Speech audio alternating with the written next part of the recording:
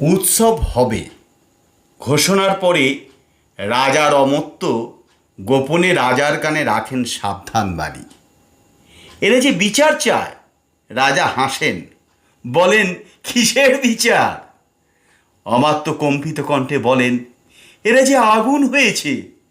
রাজা আরো হাসেন, আগুন? হো হো হো হো হো হো।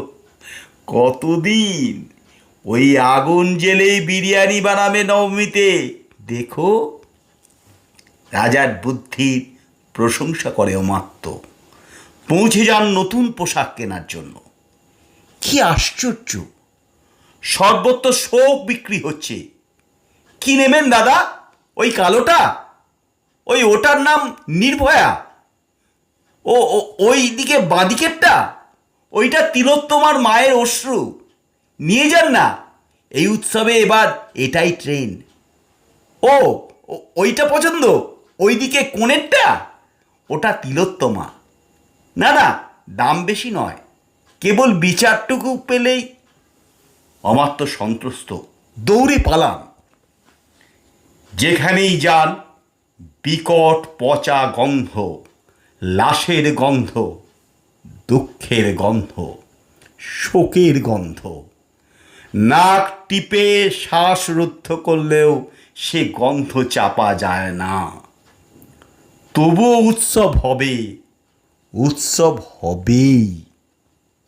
আর কটা দিন মাত্র। দশভুজার মূর্তির পাশে ঝলমল করবে আলো।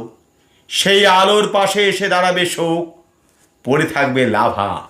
রাজা হাসবে, লাভা বাড়বে। তারপর একদিন গহ্বর থেকে উৎসারিত হয়ে গড়িয়ে পড়বে সারা পৃথিবীতে। তখন কোথায় রাজা আর কোথায় ধর্ষক? সব পুড়ে খাক হয়ে যাবে। মেহের আলী এত বোকা, একটুও ভয় পায় না।